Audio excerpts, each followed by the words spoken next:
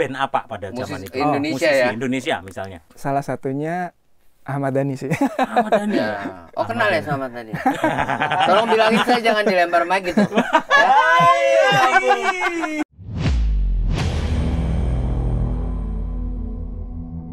Yes, salam Promedia, masih bersama dengan saya Yosuayan dari Promedia Innovative Solution Channel, your trusted pro audio partner. Dan kita masih ada di konten Berani Belajar Audio di sini. Podcast pro audio nomor 1 di Indonesia. Dan sekarang bersama dengan saya, sebelumnya kita tadi membahas tentang FOH mixer, monitor mixer, broadcast mixer. Ada satu lagi yang kita mau bahas, yaitu production mixer. Dan saya lagi nebeng, lagi dikasih kesempatan, privilege banget ini boleh ada di studionya Candracom. Dan sudah bersama dengan saya owner founder dari orang yang sangat tekun menjalani bisnis ini sekian lama. Saya susah ketemu di Jakarta, biasanya ketemu malah di Name Show, ketemu di Prolet Sound gitu biasanya. Selamat morning Pak Setiadi Chandra.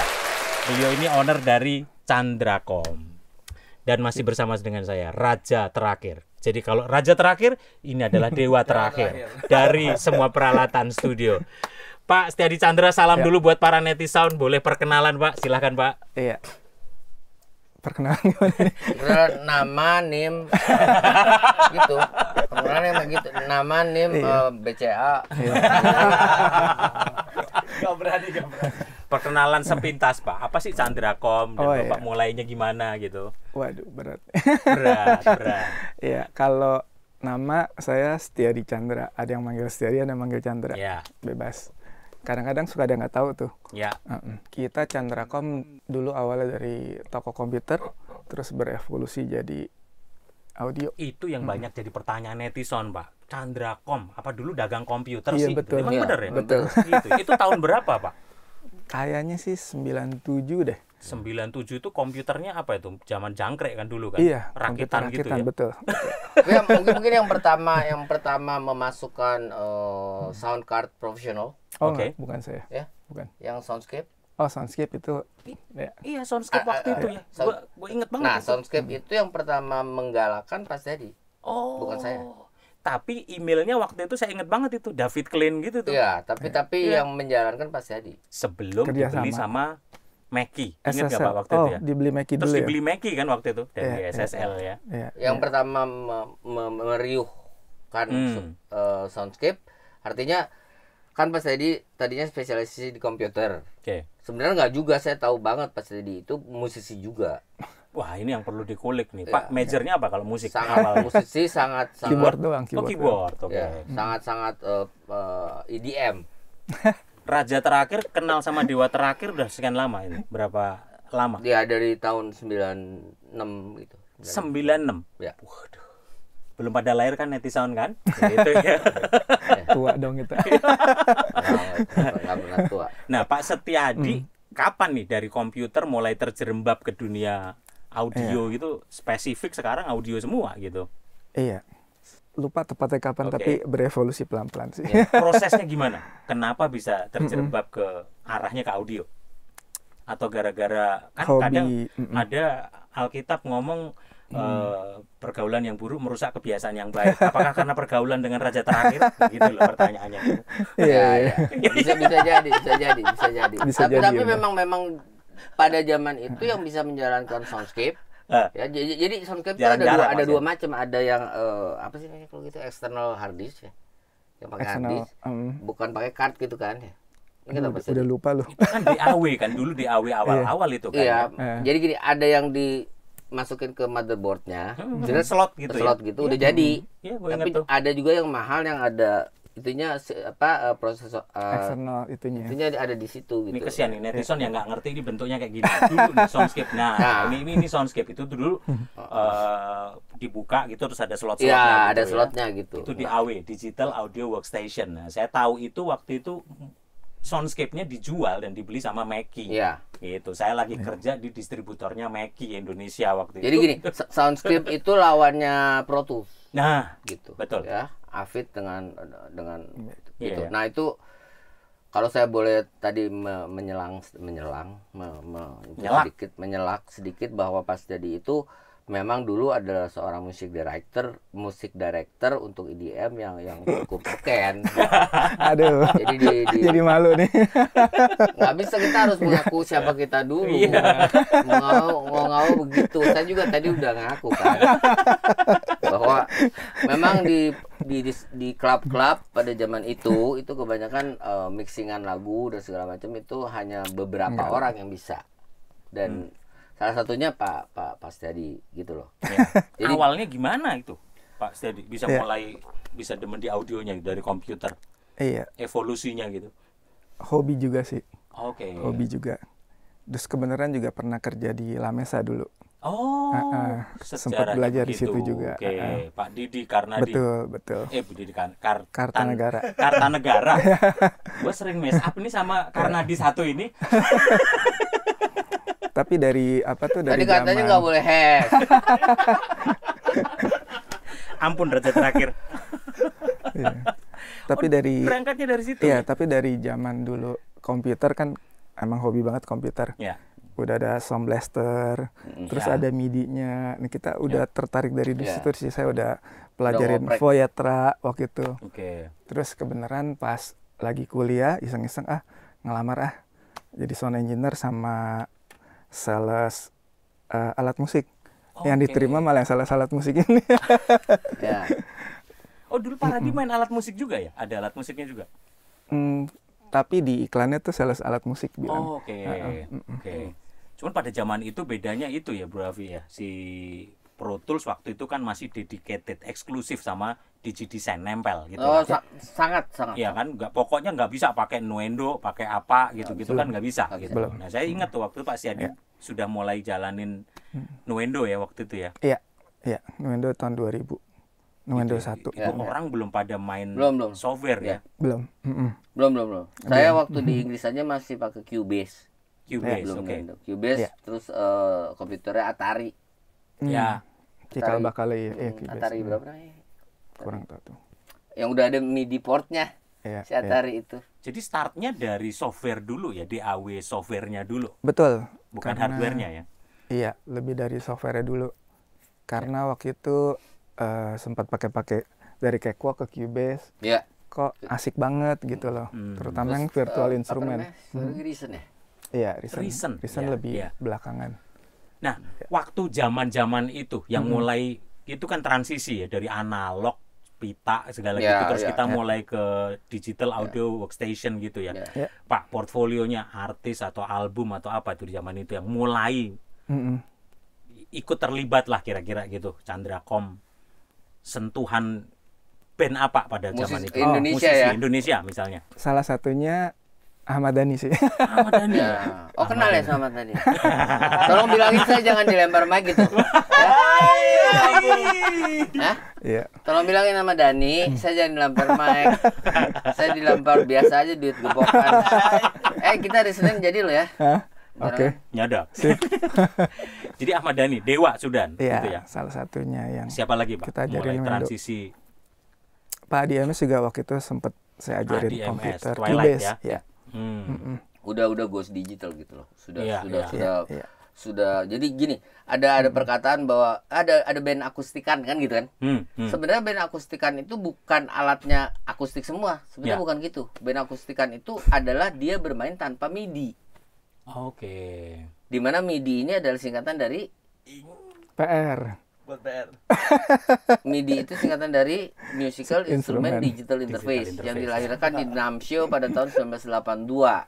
Ya. Ya, kalau itu saya hafal. Aduh. Jadi supaya subtitling nanti ya, Musical Instrument Digital Interface. Kalau itu Dan nggak SMIDI. tahu, jangan pernah berbicara digital dalam dunia pro audio. Ya, tolong teman-teman. Jadi jangan mau. Itu baut rate-nya kayaknya kurang deh. Baut rate. Baut apa? Tuh, antara baut, Beat byte, rate. beat.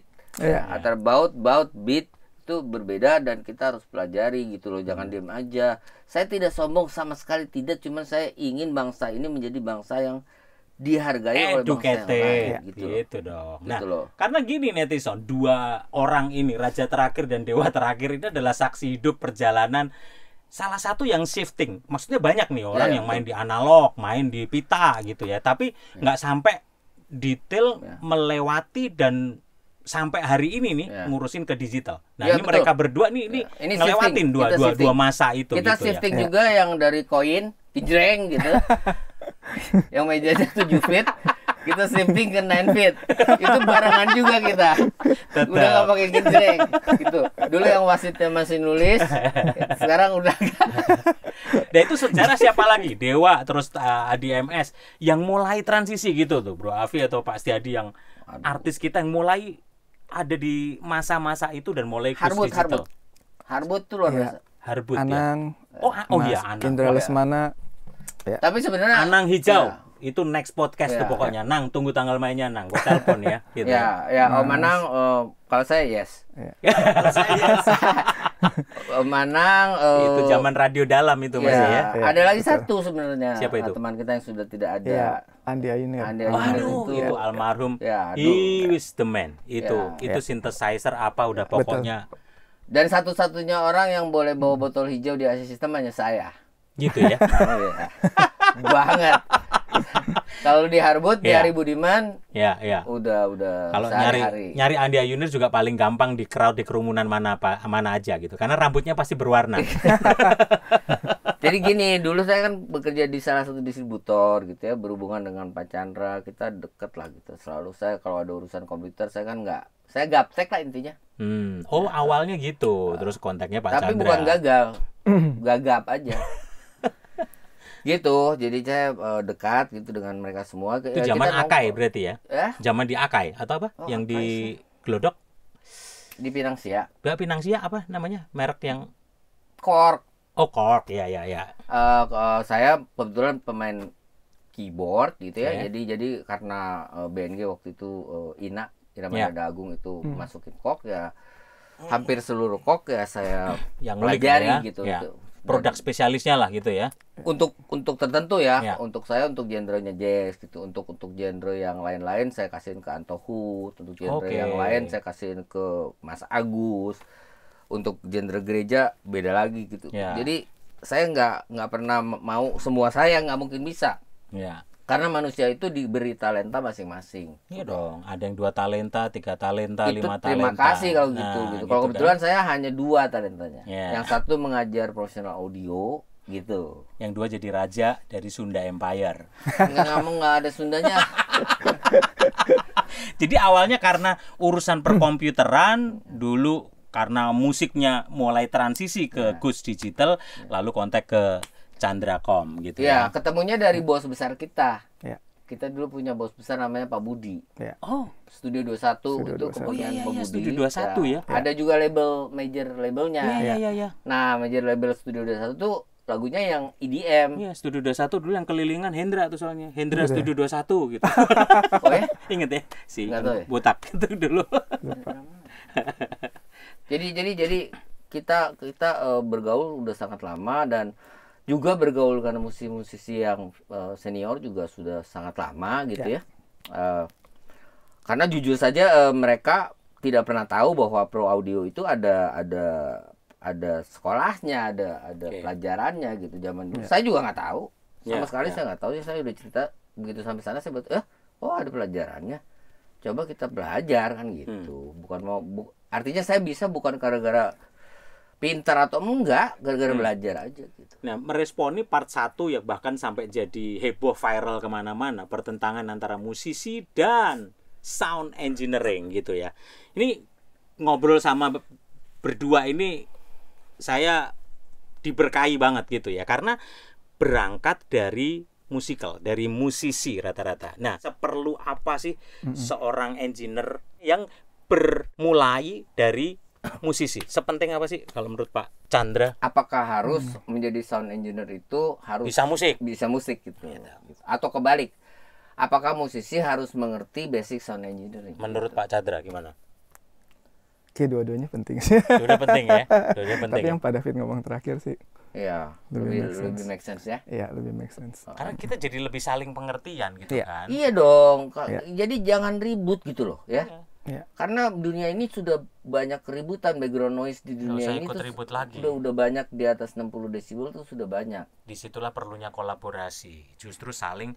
Nah, menurut Raja Terakhir, Dewa Terakhir nih, sebetulnya sound engineer itu sebetulnya bisa disebut part of musician nggak sih dalam Oh, udah sebuah pasti, performance? sudah pasti. Sudah gini, kan saya udah berkali-kali berbicara bahwa kalau kalian sekolah sebagai mau menjadi musisi, itu pengetahuan basic audio itu harus. Iya. Di dunia ini seperti itu. Iya. Demikian pula terbalik, waktu saya sekolah profesional audio, Ya. maka diharuskan minimal saya menguasai satu instrumen. Iya. Setuju. Gitu Gitu. ya. Setuju. Ya kebetulan saya memang dari pengamen gitu. Ya. Pengamen dulu kan belum bisa ditranspos. Gitu. CC, FF, Iya, udah gis-gis nggak- gitulah ya. Gitu. Tolong naik setengah. Kenapa nggak seperempatnya sekalian? Gila, begitu mulai transpose semuanya, pokoknya yang penting C. Kalau sekarang Bisa kan main enak C, di C ya. terus dan nggak ada masalah loh ya. Jangan tersinggung para keyboardis. Hmm. Kalian bisa main di C aja yang benar. Daripada bisa main di semua kunci semuanya nggak benar. Nah, ini spesifik yang berbeda tuh. Engineering bermula dari musisi, tapi saya lihat Pak Chandra ini kan rada beda ini karena berangkatnya juga IT-nya ada gitu. Ya. Dan IT pada zaman itu loh, itu masih nggak kayak sekarang gitu kan. sangat. Pak, encourage buat anak-anak kita, generasi di bawah kita. Ini kan berangkatnya dari IT. Ya. Berangkat dari IT gimana sih kalau saya mau jadi netizen yang mulai fokus ke dunia pro audio dan di music? Karena Bapak Oke. you are the man lah kalau berangkat dari IT ya. Iya, banget. Yang Banget, penting pakai software original. Catet ya. Jangan Gitu ya? krek-krekan mulu. Karena berdasarkan pengalaman ya, yang pakai krek-krekan yang pakai original tuh yang original lebih cepet dia Ya. belajarnya, nguasainnya. Yang krek-krekan kadang-kadang masih suka muter-muter di sini karena ketemu problem. Good point. Akhirnya jadi jago komputer, Ya. jago format komputer, gitu. Karena nggak langsung ke yang ori gitu ya. Betul, karena kalau ada problem jadi bingung nih, salah softwarenya apa-apa gitu. Gitu. Sedangkan yang original kan udah nggak ada pikiran itu kan. Ya. Jadi update pun lebih gampang gitu, seperti itu. Tips Ya. lain Pak, selain yang harus start dari ori, perlu nggak IT? Kan nggak semua orang IT bisa musik, ngerti engineering gini. Gimana Iya. Gini loh. menemukan passionnya gitu dia engineering? Pak Chandra adalah Pak Setiadi. Kalau saya ngomongnya Pak Setiadi. Itu karena ada Chandra yang lain. Iya, namanya Chandracom. Ada banyak yang namanya Chandra. Tapi kalau Pak Setiadi agak sedikit. Ya, setuju. Ya. Juga ada Pak Setiadi Band. Enggak, Setia Band. Iya. Itu Kiu kiu kiu kiu. gitu. Ini nggak jadi beliau ini saya sangat tahu bahwa sangat tekun gitu loh untuk apa namanya untuk mempelajari sesuatu itu sangat tekun. Jadi karena dari awal ya dari nol itu selalu murid saya yang mau bekerja, saya bilang pas tadi murid saya ada yang mau kerja nih, dan saya sudah bilang kalau mau bekerja sama Pak Setiadi harus tekun gitu loh, jangan males-malesan, jangan takut untuk belajar sesuatu karena semua basicnya sudah ada gitu loh, tinggal dipraktekannya seperti apa, ini tombol apa, ini tombol apa, ini bedanya apa, di sini ada NIF, kenapa harganya NIF ini satu buah gini harganya 200 juta kan gitu. Gitu loh, itu semua ada sebabnya, bukan begitu saja. Mengapa di ruangan ini kita punya loudspeaker 1 2 3 4 5 6 7 8 9 10 11 dengan subwoofer pasti. Ya. Gitu. Walaupun saya belum pernah kesini, baru sekali ini, saya tahu sekali mengapa itu, ya kita harus mengerti gitu loh. Jadi ini semua dikalibrasi loh, nggak sekedar gitu enggak. Ini ada kalibrasinya untuk Neumann ini, kalibrasinya sangat mudah sebenarnya. Ya, dengan syarat tentunya ruangan kita diffusernya oke gitu ya, absorbernya oke. Background noise-nya sudah memadai, RT60 aman, IRT aman, ya, SDRT-nya aman, CRT-IM-nya aman, SMI IT. Saya pulang dulu ya. saya tunggu serius. Siap. Saya nanti Itu yang saya belajar dari seorang Pak Setiadi Chandra. Pak Setiadi itu satu kata buat saya, tekun. Ya, Jadi beliau itu fokus banget. Banget, Bang. Iya, ya kan? Ya. Karena orang fokus aja belum tentu berhasil, apalagi nggak fokus. Jadi hunting barang atau apa, saya tiap kali ketemu di pameran jalan. Iya, luar biasa. Tapi tekun sekali dari software sampai jalanin barang-barang secara hardware dan pegang mereknya di Indonesia. Nanti kita akan lanjut dengan bedah studio Candracom. Satu persatu kita akan bedah fungsinya apa.